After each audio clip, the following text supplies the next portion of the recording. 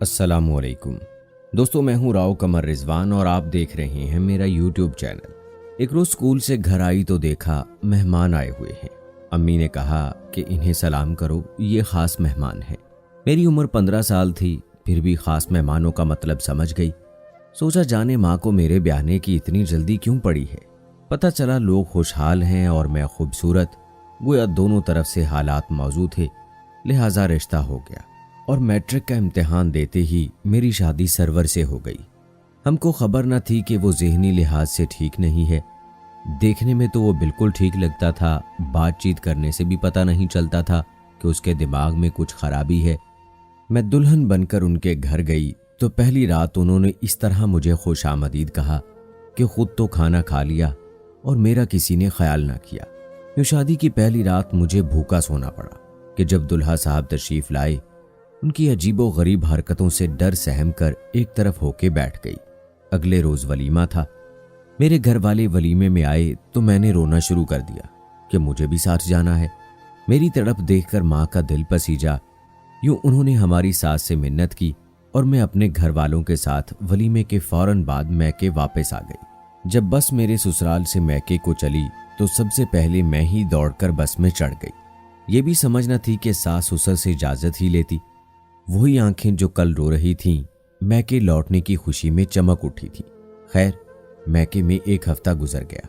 दुआ करती थी खुदा करे ससुराल वाले कभी मुझे लेने ना आए, और वो भी ना आए। मुझे तो किसी बात की फिक्र न थी, लेकिन अम्मी बहुत परेशान थी कि अब क्या होगा। उधर मैं अपनी सहेलियों और कजन से मिल बैठकर इतनी खुश थी कि जैसे वापस जाना ही नहीं है। मेरा ससुराल लाहौर में था और मैं ब्याह कर ओकाड़ा से गई थी। 10 रोज गुजरे थे कि लाहौर से खालाजाद बहन आ गई। बोली, कुछ होश भी है शहर बानो? तुम्हारा दुल्हा कितना उदास है वहां और तुमसे बहुत नाराज है। उसी ने मुझको समझा बुझाकर राजी किया कि मैं सरवर को फोन करूं। उसने ही फोन भी मिला कर दिया। फोन सरवर ने उठाया। उसकी आवाज सुनी तो मुझको बड़ी शर्म आई। कुछ बात मुंह से ना निकलती थी। उधर रूबी थी कि टोके दे रही थी, कुछ तो बोलो। बस फिर क्या था, मैंने कौन सा अपनी अकल से काम लेना था। जो वो कहती थी वही मैं फोन पर दोहराती जा रही थी। मैंने अपने दुल्हे से कहा कि आप लोग लेने नहीं आए, इस वजह से मैं नहीं आई। ये रूबी के कहने से कहा था। अगले रोज ही सरवर अपनी बड़ी बहन के हमरा मुझे लेने आ गया। उसको देखकर मैं तो छुप गई। माँ ने सजा संवार कर दोबारा दुल्हन बनाकर उसके साथ रवाना कर दिया। मेरी उम्र कम थी, तभी हरकतें भी बच्चों जैसी थीं। मैं सरवर की परवाह न करती और अपने में मगन रहती। वो भी अपनी हरकतों में बादशाह था कि कभी मेरे पीछे भागता और मैं आगे और वो पीछे। सारे घर में धमक्का चौकड़ी मची होती। कभी हवाई कलाबाजी लगाता और मैं हंसते हंसते लोटपोट हो जाती। फिर सोचती कि दुल्हे ऐसे तो नहीं होते। ये पागल जब खुश होता है तो बंदरों की मानिंद उछल कूद करने लगता है। तभी ये सोचकर आंखों से बरसात की झड़ी लग जाती। मेरे रोने से सरवर को खुशी मिलती थी। मैं रोती तो वो और मेरे रुलाने के असबाब करता।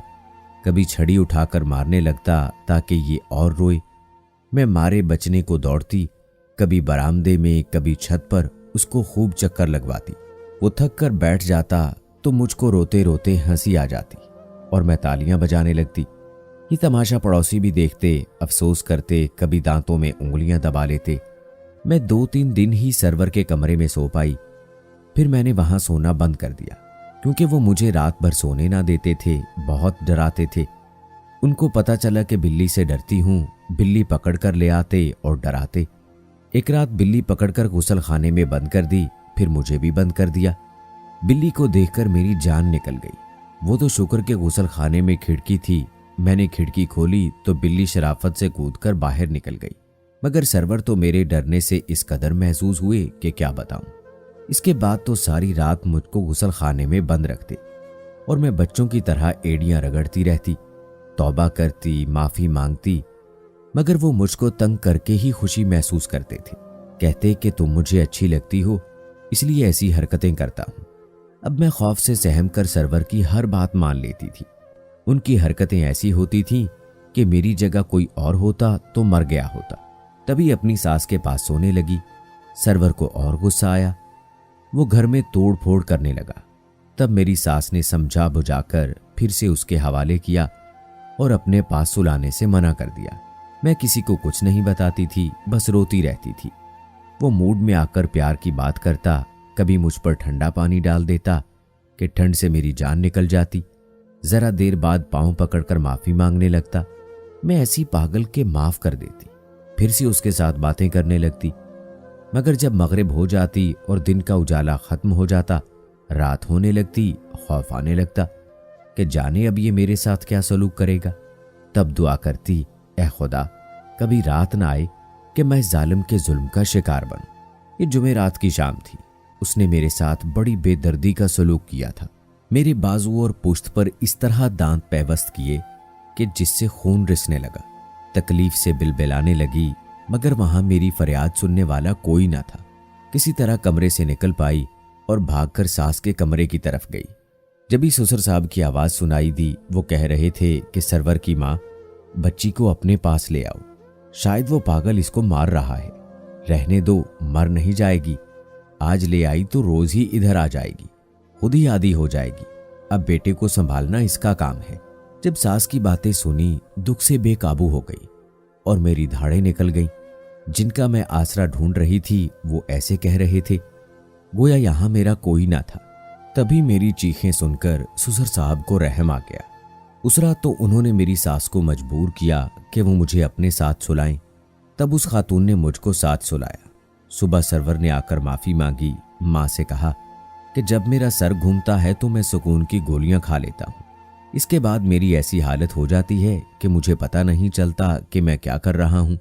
मैंने जिद की, अंकल मुझे मेरे मैके छोड़ आएं, वरना मैं खाना पीना छोड़ दूंगी और इसी हाल में भूखी मर जाऊंगी।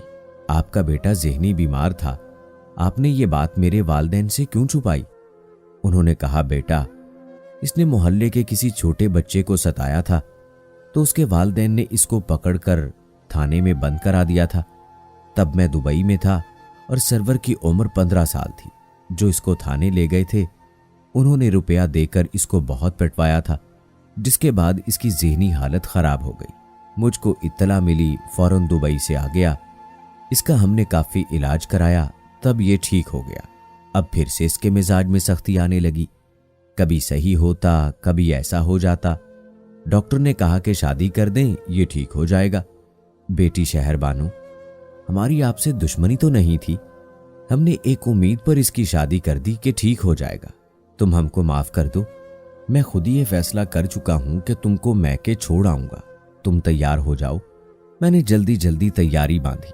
सरवर से कहा कि जल्दी वापस आ जाऊंगी। कसम खाओ कि आ जाओगी। मरती क्या न करती, मैंने कसमें भी खा ली। सरवर ने अपने वालिद से जिद की कि मैं भी साथ जाऊंगा और इसको वापस लेकर आएंगे। जो ही मैके की दहलीज पर कदम रखा, मैंने रोना शुरू कर दिया। घर वाले समझे कि उदासी के सबब रो रही हूं। उसी वक्त मेरी सहेली नीलम आ गई, जो हमारे पड़ोस में रहती थी। नीलम ने जब मेरी पीठ पर हाथ रखा तो उसकी उंगलियों पर मेरी कमीज से रिश्ता हुआ खून लग गया। वो परेशान हो गई, बोली, ये तुम्हें क्या हुआ है? तुम्हारी पुश्त पर खून लगा हुआ है। अम्मी ने उसकी बात सुन ली। उन्होंने कमरे में ले जाकर मेरी पुश्त देखी, जो दांतों और नाखूनों से उधड़ी हुई थी। मेरा बदन जख्मी देखकर अम्मी तो चीखने चिल्लाने लगी। उनको तब पता चला कि मैं इस कदर जख्मी हूं। सच बता, क्या मामला है? मैंने कहा, अम्मी सरवर ज़हनी मरीज है। कभी प्यार जितलाता है तो मेरा मुंह मिठाइयों से भर देता है और कभी सचमुच का जिकोला बन जाता है। माँ, मुझको वहां रहने से डर लगता है। बताओ कि कब तक मैं ये बर्दाश्त करूंगी? मुझको खौफ रहने लगा है कि किसी दिन जान से ना मार दे, इससे पहले कि मैं इस पागल के हाथों कत्ल हो जाऊं। खुदा के लिए मुझे बचा लो। मैं तो दर्द से भरी आई थी, फरियाद करते बस न कर रही थी। मेरी हालत देखकर माँ के आंसू बह निकले। उन्होंने मेरे ससुर से कहा कि मैं अपनी कमसिन बच्ची को इसलिए तो आप लोगों के हवाले ना किया था कि आपका बेटा इसका ये हशर कर दे। अब मैं इसको कभी ना भेजूंगी और आप अकेले वापस घर जाएंगे। ससुर तो चुप रहे, क्योंकि वो जानते थे कि मैं ठीक कह रही हूं। सरवर अलबत्ता परेशान लग रहा था। बाप ने कहा, अब चलो सरवर, बाद में हम तुम्हारी दुल्हन को ले आएंगे। अजीब बात यह कि जब वो जाने लगा तो कहने लगा, अच्छा शहर बानो बहन, खुदा हाफिज। ये सुनकर मेरी अम्मी ने सर पकड़ लिया। उनके जाने के बाद हमने सुख का सांस लिया और फैसला कर लिया कि बस अब इनसे हम रिश्ता खत्म कर लेंगे। 2 माह मैके में सुकून से रही, मेरी तबीयत खराब हो गई। तभी ये इंकशाफ हुआ कि मैं उस पागल के बच्चे की मां बनने वाली हूं। ये इंकशाफ ऐसा था कि पैरों तले से जमीन निकल गई। जिस बंधन को हम तोड़ रहे थे, गोया उसे कुदरत और मजबूत कर रही थी। अब तो मेरे पैरों में ये जंजीर पड़ गई थी। बहरहाल हमने खामोशी इख्तियार की और कुदरत के फैसले का इंतजार करने लगे। वक्त मुकर्ररा पर मेरी बच्ची पैदा हो गई। उसकी इत्तला हमने ससुराल वालों को ना दी, फिर भी किसी तौर उनको इत्तला हो गई और वो बच्ची को देखने के बहाने आ गए। सास ससुर कस्में खाने लगे कि हमने इतने अरसे में सरवर को अस्पताल में दिखाया है और इसका इलाज करवाया है, अब बिल्कुल ठीक ठाक है। हमारी बात का यकीन नहीं है तो बेशक इस डॉक्टर से चलकर पूछ ले जिससे इलाज करवाया है। अब अगर आपकी बेटी को हमारे घर में किसी किस्म की शिकायत हो तो हम जिम्मेदार हैं। एक बार हमारी बहू और बच्ची को हमको दे दो, हम इनको लेने आए हैं। मेरा तो जीना चाहता था कि उनकी सूरत देखूं। ममानी बीच में पड़ गई। उन्होंने ये रिश्ता करवाया था। वालिद की तो मेरे बचपन में वफात हो गई थी। हमारे सरपरस्त मामू ही थे। उन्होंने जिम्मेदारी उठाई कि अगर शहरबानों को कुछ नुकसान पहुंचा तो मेरा गिरेबान पकड़ना। गर्ज इसी तरह अम्मी को मजबूर किया कि वो लाचार मान गई। यूं बादल ना खास्ता मुझको सास ससुर के हमरा एक बार फिर उस घर लौटकर आना पड़ा जहां दुख दर्द अजियत मेरी मुंतजर थी। चंद दिन भी सुकून से ना गुजरे कि सरवर पहले जैसा हो गया। शायद वो पैदाइशी अजियत पसंद था। हर बार वही वहशत, वही अजियत पसंदी अपनी जात तक तो हौसला पैदा कर भी लेती। अब तो मेरी मासूम बच्चे की जिंदगी का सवाल था। एक रोज मेरे शौहर ने मुझसे कहा, इसको मुझे दो, मैं अपनी बच्ची की तस्वीर उतारता हूं। नन्ही मुन्नी फूल सी बच्ची और सख्त सर्दी में उसके सारे कपड़े उतार दिए। मैं चिल्लाने लगी, ये क्या कर रहे हैं, इसको सर्दी लग जाएगी। कहने लगे, इस तरह बच्चों की तस्वीर अच्छी आती है। उफ खुदा, मेरे दिल का सुकून खत्म हो गया। ससुर साहब को भी खूब अंदाजा था, तभी वो आधी आधी रात तक हमारे कमरे के बाहर टहलते रहते थे, जब तक सरवर गहरी नींद सो नहीं जाता था। मगर मैं तो पक्की नींद सो ही नहीं सकती थी कि जाने कब उठकर ये जनूनी मेरी बच्ची का गला दबा दे। एक रोज मैं गुसल खाने में नहा रही थी और बच्ची पालने में सो रही थी। ससुर साहब की तवज्जो तो मेरी बच्ची की जानिब रहती थी। तब उन्होंने जाने क्या देखा कि कमरे में जाकर बच्ची को पालने से उठाकर बाहर ले आए।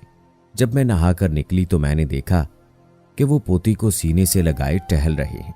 उन्होंने बच्ची को मेरी बाहों में देकर कहा, बेटी, आज मैंने जान लिया है कि तेरा और तेरी बच्ची का यहां रहना ठीक नहीं है। बेहतर है कि तुम अपनी बेटी को लेकर मैके चली जाओ। सरवर के साथ जिंदगी नहीं गुजर सकती। हमने समझा था कि ये शादी के बाद ठीक हो जाएगा, लेकिन ये कुदरत को मंजूर नहीं है। इससे पहले कि कोई नुकसान हो, तुम तैयार हो जाओ।